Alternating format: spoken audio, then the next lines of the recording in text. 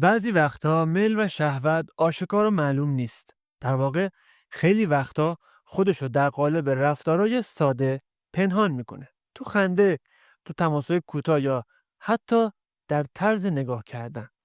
تو این ویدیو میخوایم بفهمیم چطور میل جنسی در رفتارهای روزمره ظاهر میشه بدون اینکه کسی مستقیما متوجهش بشه.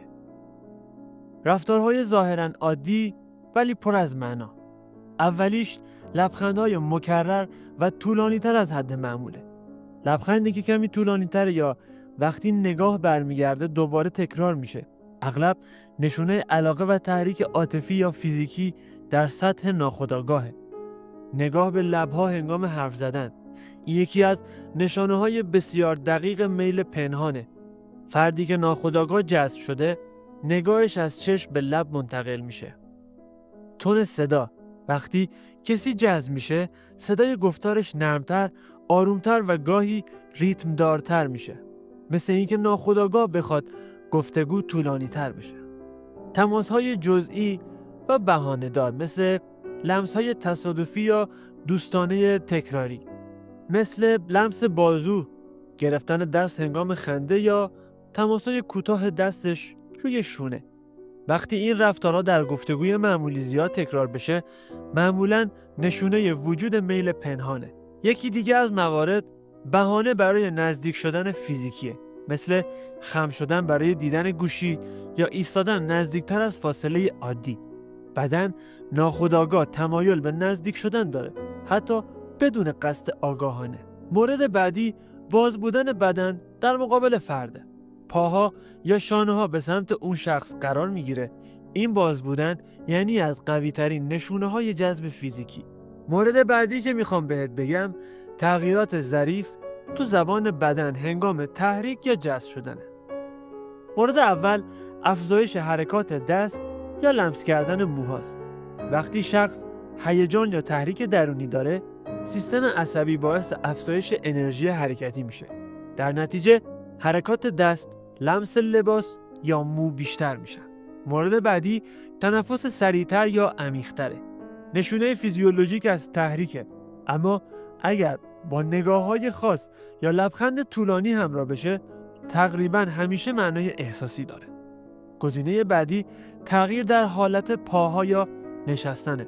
پاها ممکنه جابجا بشن یا یکی از پاها کمی به جلو بیاد. این نشونه ناخودآگاه از آمادگی برای نزدیکیه. مورد بعدی که باید بهش توجه کنیم نشانه‌های ذهنی و رفتاری میل پنهانه، مثل پرسیدن سوال‌های شخصی یا خصوصی.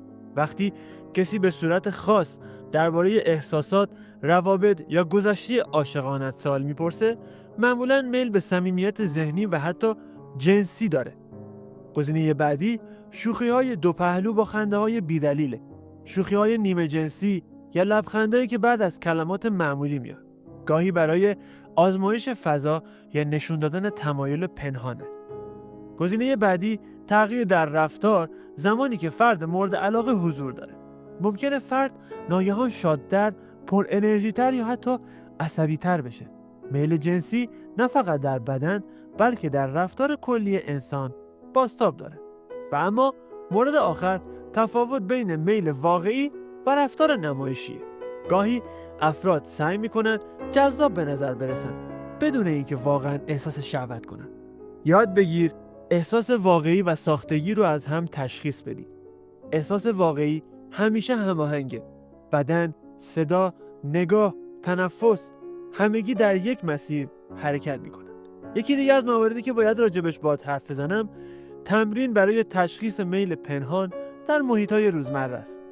مثل مشاهده بی‌قضاوت در محیط کار یا جمع اجتماعی. فقط نگاه کن، تحلیل کن ولی قضاوت نکن. ببین چه حرکاتی واقعاً طبیعی هستند و کدوم تکراری یا هدفمند. یا یادداشت برداری ذهنی انجام بده. هر بار که به نشونه‌ای برمیخوری، اون رو توی ذهنت ثبت کن و الگوهاش رو پیدا کن. تحلیل متقابل انجام بده.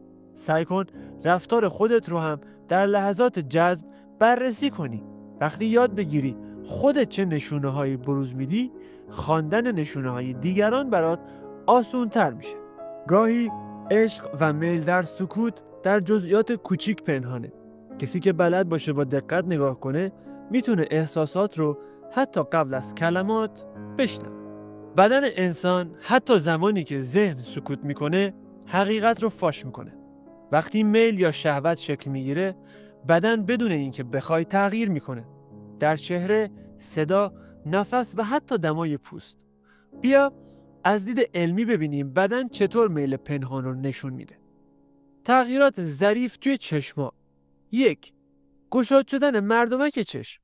وقتی کسی جذبت میشه سیستم عصبی سمپاتیک فعال میشه و مردمک ها گشاد میشن.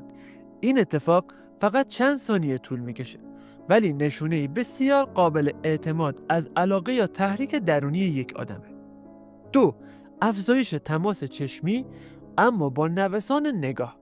فرد ممکنه بیشتر به چشما نگاه کنه اما گاهی هم سری نگاهشو بدوزه چون مغز بین جذب شدن و حفظ کنترل اجتماعی درگیر میشه.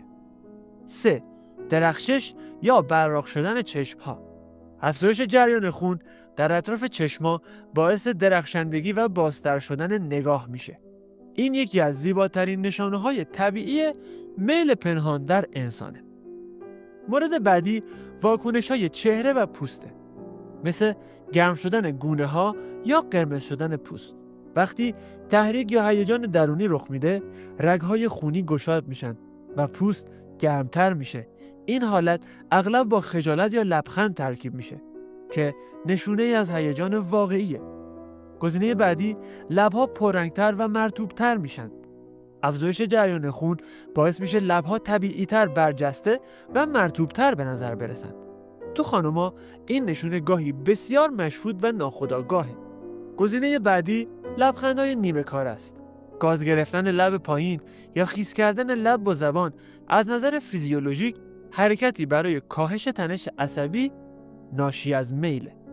بخش بعدی که میخوام راجبش باهات حرف بزنم تغییرات در تنفس و صداست. گزینه اول نفس کشیدن عمیق‌تر و آرام‌تره. مغز اکسیژن بیشتری میخواد چون بدن در حالت هیجان قرار داره. اگر کسی هنگام گفتگو تنفسش عمیق‌تر و ریتم‌دارتر بشه معمولاً درگیر حس جذب یا تمایل فیزیکیه. گزینه بعدی صدای پایین‌تر یا بم‌تر در مردان. وقتی مرد تحریک میشه تارهای صوتی کمی شل میشن و صدای بم‌تر و نرم‌تر تولید میشه. صدایی که ناخودآگاه برای زنا جذابه. گزینه 3 صدای نرم‌تر و کشیده‌تر توی خانم هاست. برعکس در زنا صدای تحریک شده معمولاً بالاتر و لطیفتر میشه. ناخودآگاه بدن سعی میکنه دلپذیرتر به گوش برسه. حالا بریم سراغ واکنش‌های عضلانی و حرکتی مثل حرکات کوچیک و مکرر دست‌ها. سیستم عصبی سمپاتیک باعث افزایش انرژی حرکتی میشه. در نتیجه شخص ممکنه ناخودآگاه با انگشتا بازی کنه یا یه چیزی رو لمس کنه. مورد بعدی تغییر حالت توی بدنه. بدن به سمت فرد مورد علاقه متمایل میشه. این خم شدن حتی در حالت نشسته هم مشهوده. یعنی بدن ناخودآگاه میخواد نزدیکتر بشه. مورد بعدی حرکت پاها یا تاب دادن کف پاست. پاها بخش صادق بدن هستند. وقتی تحریک یا هیجان وجود داره پاها ریتم دارتر حرکت میکنن. تو خانوما بازی با کف پا یا چرخش مچ یکی از نشونه های کلاسیک جذبه. و بخش بعدی که باید راجبش حرف بزنیم تغییرات بیوشیمیایی بدنه. از دید علمی میل پنهان با ترشح چند هورمون کلیدی همراهه مثل دوپامین، آدرنالین، اکسیتوسین و تستوسترون و استروژن. نتیجهش چیه؟ بدن قبل از ذهن واکنش نشون میده. حتی اگر شخص ساکت و کنترل شده به نظر برسه، این تغییرات فیزیولوژیکی نقشه واقعی احساسات درونیش رو نشون میدن. حالا بیا یاد بگیریم چطور این نشونه ها رو بدون قضاوت ببینیم. 1. به جای تمرکز بر یک علامت به مجموعه رفتارها نگاه کن. 2. زمینه موقعیت رو در نظر بگیر. ممکنه فرد صرفاً فقط مضطرب شده باشه، نه اینکه جذب تو شده باشه. و 3. نشونه های پایدار رو دنبال کن. اگر رفتارها در زمان و موقعیت‌های مختلف تکرار بشن، اون وقت میشه گفت احساس واقعی پشتشه. یادت باشه بدن دروغ نمیگه. گاهی تنها با یک نگاه یا تغییر توی صدا میتونی بفهمی که درون یک کسی چه خبره و این درک اگر با احترام همراه باشه میتونه پایه یک ارتباط انسانی سالم و واقعی باشه. حالا میخوام باهات راجع به نشونه‌های میل و شهوت تو ارتباطات اجتماعی و مجازی رو بگم. دنیای امروز با گذشته خیلی فرق کرده. امروزه بخش بزرگی از ارتباطات انسانی در فضای مجازی اتفاق میفته. از چت تو شبکه‌های اجتماعی گرفته تا استوری، لایک یا حتی پیام‌های کوتاه و ساده. اما میل و شهوت هر چقدر هم پنهان باشن، باز هم در همین رفتارهای دیجیتالی خودشون رو نشون میدن. بیا یکم دقیق‌تر نگاه کنیم. نشونه‌های میل پنهان توی پیام‌ها و چت‌ها، مثل پاسخ سریعتر از حالت معمول. وقتی یکی به تو جذب میشه، ذهنش روی گفتگو با تو تمرکز داره. پاسخ‌ها سریعتر، طولانی‌تر و پر از جزئیات میشن. یا استفاده از ایموجی‌های احساسی. ایموجی‌ها در دنیای مجازی معادل زبان بدن هستند. هرچی استفاده از این ایموجی‌های چشمی، لبخنددار یا آتشدار بیشتر بشه، احتمال وجود میل پنهان هم بالاتره. پرسش‌های شخصی و کنجکاوی درباره احساسات. بذار برای چند تا مثال بزنم. مثلا طرف از تو میپرسه که تو معمولا وقتی ناراحتی چی کار میکنی؟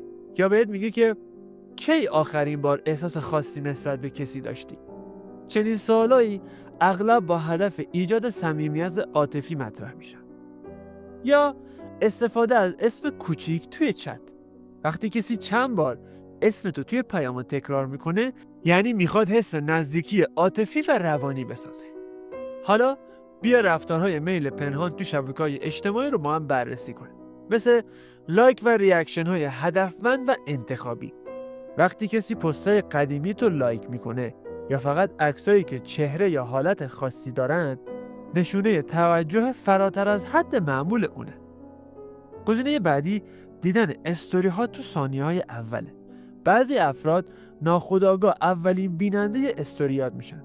این یعنی تو ناخودآگاه ذهنشون تو در اولویت توجهی. گزینه بعدی پاسخ دادن به استوری به بهانه‌های ساده است. مثل این که بهت میگه که چه رنگ لاک قشنگی، یا ازت میپرسه که اینجا کجاست که عکس گرفتی، یا از این قبیل تعریف‌ها. پشت این جملات ساده معمولاً میل برای شروع گفتگو پنهانه. گزینه بعدی ارسال پست یا استوری غیر مستقیمه. فردی که جذبت شده گاهی پست‌هایی با معنی دو پهلو یا احساسی میذاره که شاید فقط یه نفر که تو باشی مفهومشو بفهمی. حالا وقتشه راجع به نشونه‌های فیزیکی و زبانی توی گفتگوی حضوری صحبت کنیم. یکیش خنده بیشتر از حد معموله. وقتی یکی جذبت شده، حتی حرفای عادی هم براش خنده داره، چون مغز دوپامین ترشح میکنه و همه چیز لذت بخشتر به نظر میرسه. گزینه بعدی تکرار کلمات و لحن توه، یعنی یه جوری اداتو در میاره. تو روانشناسی بهش میگن میرورینگ، یعنی فرد برای ایجاد نزدیکی لحن، واژه یا حتی شوخی‌های تو رو تقلید میکنه. گزینه بعدی پرسیدن سوال‌های جزئی درباره زندگی روزمرته، مثل اینکه امروز چی خوردی؟ دیشب کی خوابیدی؟ و از این قبیل سوالا. این سوالات ساده در واقع ابزار ذهن برای حفظ ارتباط مداومه. میل پنهان تو تماس‌های تصویری و صوتی هم میتونن خودشون رو نشون بدن، مثل تماس طولانی تر از حد معمول. وقتی گفتگو طولانی میشه، حتی بدون موضوع خاص، معمولاً میل احساسی و حتی فیزیکی پشتش پنهانه. تون صدا و خنده های نرمتر در تماس ها. صدا در تماس قوی ترین نشانه میل پنهانه. گاهی فرد بدون گفتن حرفی فقط با تغییر تون صدا علاقش رو منتقل میکنه. یکی دیگه از گزینه هاش نگاه به دوربین یا لبخندهای مکرره. تو تماس تصویری این دقیقاً معادل تماس چشمی در دنیای واقعی. میل و کشش در رفتارهای اجتماعی حضوری مثل جمع‌ها، مهمونی‌ها، دانشگاه یا محل کار. یکیشون نزدیکی فیزیکی در فضاهای جمعیه. ایستادن یا نشستن نزدیکتر از حد عادی، حتی اگر صندلی‌ها خالی باشه، ناخودآگاه نزدیکتره رو به تو انتخاب میکنه. گزینه بعدی پیشنهاد کمک یا انجام کارهای کوچیک برای تو. میل پنهان خودش رو در توجه عملی نشون میده. مثل گرفتن لیوان، باز کردن در یا پیشنهاد همکاری.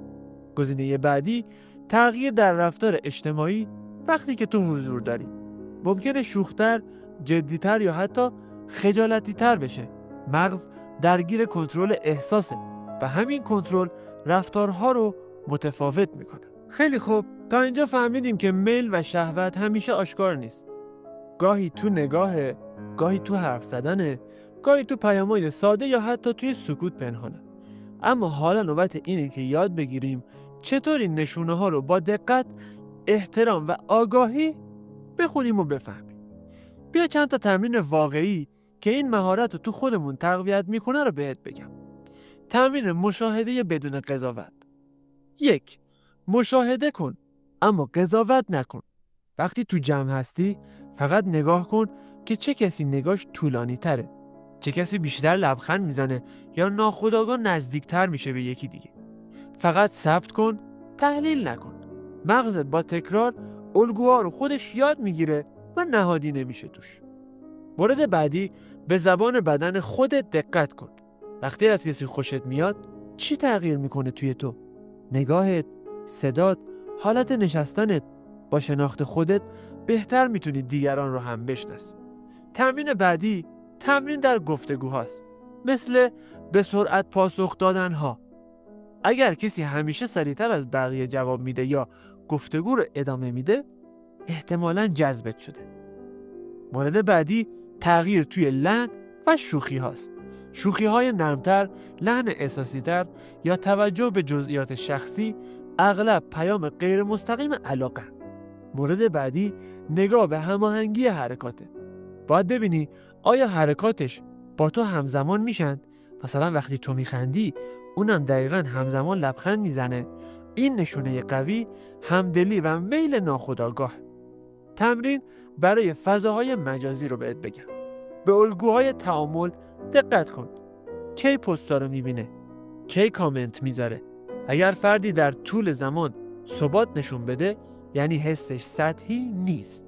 به نوع پیاما نگاه کن، نه تعدادشون. بعضی پیاما سادن ولی عمیق، مثل اینکه بهت بگه مواظب خودت باش یا امروز انگار خیلی خسته‌ای. اینا گاهی از 100 تا ایموجی قلب و آتیش هم گرمترن. گزینه بعدی پاسخ دادن به واکنش هاست. اگر فردی بعد از هر واکنش تو سریع پاسخ میده یا واکنش مشابه نشون میده، این همون بازتاب احساسیه که ریشه در میل پنهان داره. شهوت و میل واقعی همیشه آروم، بدون عجله، بدون نمایشه. اما میل نمایشی پر از سرعت و هیجانه. بیا راجع به احترام و آگاهی در برخورد با میل صحبت کنیم. یادت باشه درک میل دیگران به معنی تجاوز به حریم شخصیشون نیست. دیدن نشونه ها برای شناخت و ارتباط سالمه، نه برای سوء استفاده یا کنترل. همیشه با احترام به احساسات و مرزهای دیگران نگاه کن. میل اگر با احترام همراه باشه میتونه زیباترین شکل ارتباط انسانی باشه، اما بدون آگاهی میتونه خطرناک و آسیب زننده باشه. حالا دیگه تو نه فقط نشونه ها رو میفهمی، بلکه یاد گرفتی چطور با آگاهی و احترام میل و شهوت رو ببینی و کنترلش کنی. شهوت دشمن انسان نیست، بلکه بخشی از ذات ماست. بخشی که اگر با شعور، احساس و احترام همراه بشه میتونه پایه عمیق‌ترین ارتباط ها باشه.